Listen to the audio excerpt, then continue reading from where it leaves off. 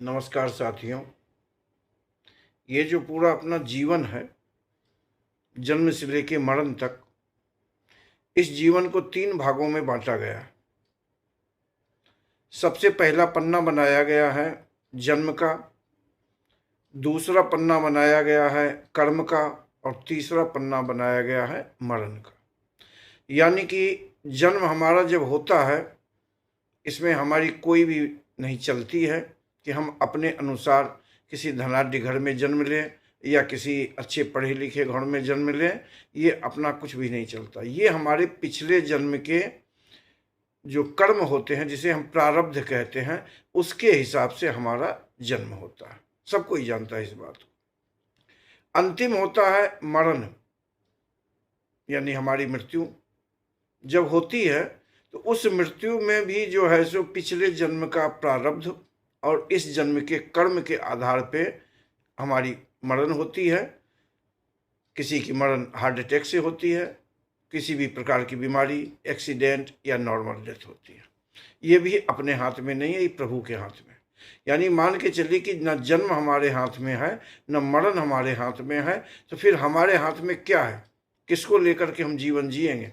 तो हमारे इस हाथों में है कर्म। कर्म का मतलब होता है कि हम किस प्रकार से जीवन को जिएं, कैसे जिएं। डॉक्टर बन के जिएं, इंजीनियर बन के जिएं, वैज्ञानिक बन के जिएं, कलाकार बन के जिएं। कलाकार में सब कुछ आता है।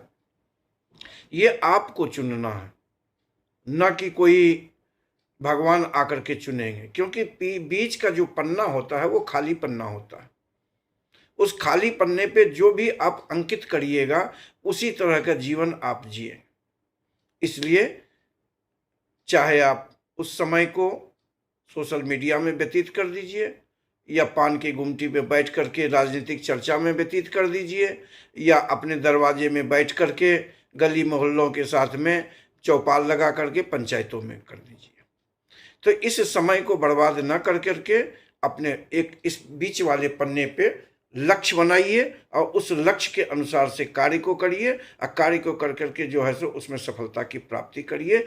इसके लिए न कोई ज्योतिष, न कोई पंडित, न तांत्रिक, कोई भी आपको सलाह नहीं दे सकता है और न कोई बचाव कर सकता है। इसको जीना है तो आपको जीना है। इसलिए अच्छी सोच और अच्छी मानसिकता के साथ में अपना लक्ष्य निर्धारित करिए और उसको जीने की कोशिश करिए। जय श्री राम।